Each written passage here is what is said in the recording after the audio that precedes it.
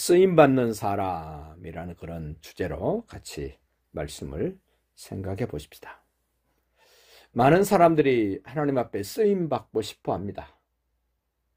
예수님에게 쓰임받고 싶고 성령님께 쓰임받고 싶어 합니다.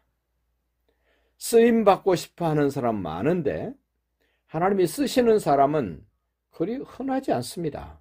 특별히 성경에 그의 이름이, 그가 하는 일이 기록되도록 쓰임받는 사람은 극히 소수에 불과합니다. 그런데 오늘 그렇게 의미 있게 가치 있게 쓰임받는 이 아볼로라는 사람을 오늘 소개를 하는데, 먼저 아볼로가 어떤 사람이었는가? 알렉산드리아에서 난 아볼로라 하는 유대인이 에베소에 이르렀다.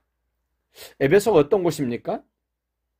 바울이 인류 역사의 최초로 선교 여행을 떠날 때 바울의 머릿속에 있었던 그 선교지는 에베소였습니다. 물론 성경에 나오지는 않습니다만 성경학자들이 다 그렇게 이해를 하고 말을 합니다.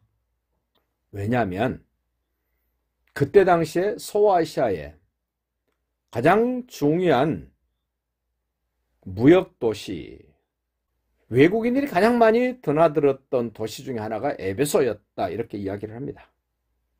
당연히 거기 가서 복음을 전하면 전 세계로 복음이 퍼져가는데 굉장히 용이했을 겁니다. 그래서 바울이 1차 때도 못 가고 2차 때도 못 갔는데 이제 2차 선교여행을 마무리 짓고 3차 선교여행을 계획하면서 에베소에 잠시 들려서 브리스길라 아굴라를 에베소에 선발대로 보내고 머물게 하고 자기는 다시 안디옥으로 가서 준비해서 3차 선교를 올 계획으로 하고 있었던 그 지역이 바로 에베소인데, 저 알렉산드리아에 살았던 그가 에베소로 왔습니다.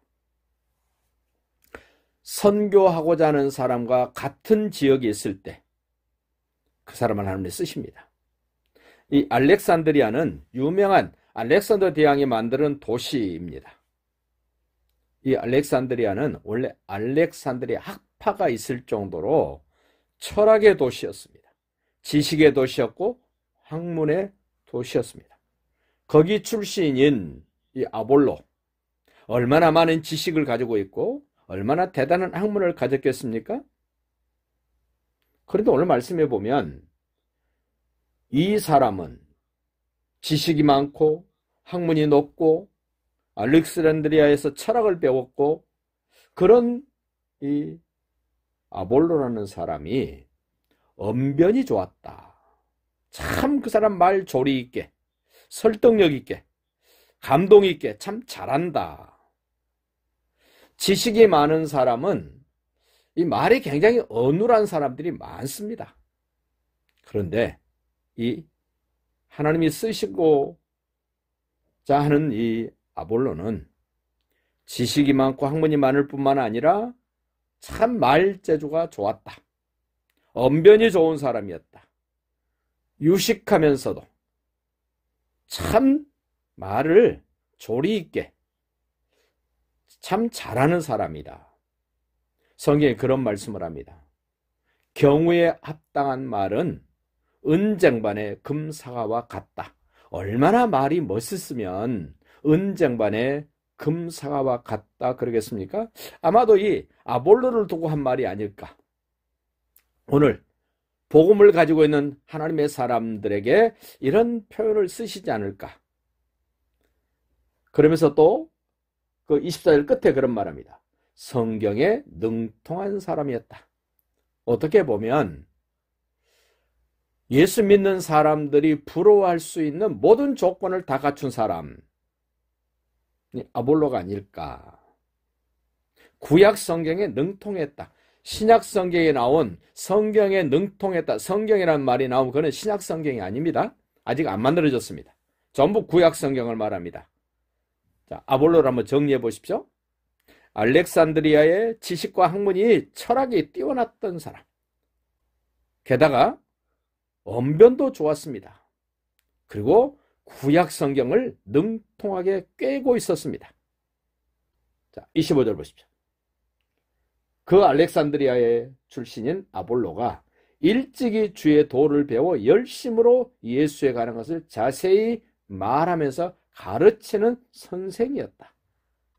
그런데 하나님이 쓰시는 사람에게는 그 다음 말씀이 우리에게 참 의미가 있게 들려집니다.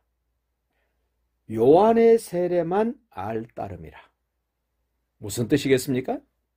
하나님께 쓰임받는 사람들은 자기가 완벽한 사람이 아니라 한계가 느껴지는 사람을 하나님이 쓰신다는 겁니다.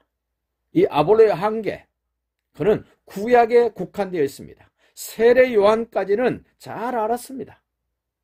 그러나 그 이상은 알지 못하는, 그 이상은 가르치지 못하는 한계가 있었던 사람, 하나님은 이런 사람을 쓰신다는 겁니다. 여러분과 저에게도 한계가 느껴질 때가 참 많습니다. 그 한계가 느껴지는 것, 하나님이 더 이상 쓰지 않겠다는 것이 아니라 그 한계가 극복되어지면 쓰신다는 겁니다. 26절 보십시오. 아볼로가 회당에서 담대히 말하기 시작하거늘 브리스길라 아굴라가 듣고 데려다가 하나님의 도를 더 정확하게 풀어 가르쳤다. 이 아볼로의 한계는 세례 요한까지만 알았고 예수님에 관한 것을 잘 몰랐습니다. 세례 요한만 알고 가르쳤습니다. 세례 요한은 예수님의 길라잡이, 예수님의 길을 평탄케 하는 인물이었습니다. 그 세례 요한이 평탄케 해놓은 그 길로 다니면서 말씀을, 하나님의 나라를 우리에게 전해줄 예수님에 대해서는 잘 몰랐던 사람 아볼로입니다. 그런데 그 아볼로가 복음의 사람을 만납니다. 브리스게 아굴라는 바울을 통해서 이미 복음을 가졌고 로마에서도 예수가 하나님의 아들 그리스도라는 사실을 알고 있었던 이 사람을 만났습니다. 복음의 사람을 만나야 한계가 극복됩니다. 복음의 사람을 만나야 하나님이 쓰실 수 있는 준비가 되어지는 것입니다. 브리스길라 아굴라를 에베소에서 만났던 아볼로, 그 브리스길라 아굴라가 하나님의 도를 더 정확하게 풀어서 가르쳐줬다. 저도 누군가에게 어디선가 듣고 배워야 합니다. 이 땅에 사는 사람은 나 이제 배울 것이 없어, 나는 다 완벽해 라고 말할 수 있는 사람 아무도 없습니다. 더 정확하게 복음의 도를 알 수 있다면 우리는 찾아가야 됩니다. 만나야 됩니다. 그리고 배워야 됩니다. 그리고 전해주고 가르쳐줘야 됩니다. 그것이 오늘날 하나님께 쓰임받는 사람의 특징이라고 이 아볼로를 통해서 우리에게 가르쳐줍니다. 드디어 한계가 극복되어질 때 어떤 일이 벌어지나 보십시오. 27절. 아볼로가 아가야로 건너가고자 하므로, 여기는 설명이 필요합니다. 2차 선교 여행 때 가장 오래 머물렀던 고린도에 1년 6개월 동안 목회했던 바울, 그의 동역자였던 브리스길라 아굴라, 그 담임 목사와 부목사격인 이 바울 그리고 브리스길라 아굴라 부부가 고린도를 떠났습니다. 고린도 교회는 그런 지도를 해줄 만한 인물이 없습니다. 분명히 바울과 브리스길라 아굴라는 알았을 겁니다. 누군가를 고린도 교회로 보내야 되는데 어떤 사람을 보내야 될까 아마 찾았을 겁니다. 하나님께 기도했을 것입니다. 지금 성경에는 안 나오는 내용이지만 충분히 우리가 유추해 볼 수 있는 내용입니다. 지난 시간에 그 18장, 사도행전 18장 22절과 23절이 2차 선교를 마무리 짓고 3차 선교를 출발하는 것이 22절, 23절이었습니다. 그런데 24절부터 28절은 지금 끼어들어 있는 겁니다. 무슨 내용으로 끼어들어 있습니까? 고린도 교회를 목회할 수 있는 영적인 일들을 지도하며 가르쳐 줄 수 있는 지도자를 보내야 되는데 그 지도자를 이 아볼로로 정해서 추천서를 써주면서 고린도로 보내는 장면이 오늘 우리가 보고 있는 이 장면입니다. 자, 20절 다시 봅시다. 아볼로가 아가야로 건너가고자 하므로 형제들이 그를 격려하며 제자들에게 편지를 써 영접하라 하였다. 바로 추천서 써준 겁니다. 아볼로가 추천서를 씁니다. 브리스길라가 추천서를 씁니다. 사도 바울이 추천서를 써줍니다. 그러면 고린도 사람들은 아볼로를 모르지만 바울이 써준 추천서, 브리스길라 아굴라가 써준 추천서를 들고 온 아볼로를 어떻게 맞이했겠습니까? 마치 브리스길라 아굴라를 맞이한 것처럼, 사도 바울을 맞이한 것처럼 고린도 교인들은 기뻐 맞이했을 겁니다. 그 내용을 지금 소개하고 있습니다. 그가 이제 추천서를 써들고 아가야로 고린도로 갑니다. 자, 27절 하반절 보십시오. 그가 가매 어디로 갔습니까? 고린도로 갔습니다. 추천서를 가지고 고린도로 갔습니다. 고린도에 가서 은혜로 말미암아 믿는 자들에게 많은 유익을 줬다. 어떤 사람이 유익을 줍니까?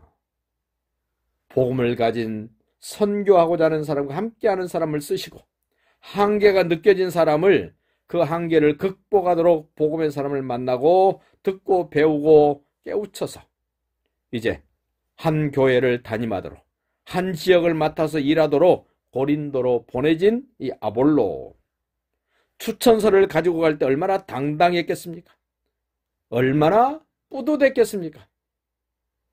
그 사람이 그 고린도에서 하나님의 은혜로 말미암아 믿는 자들에게 많은 유익을 줬다.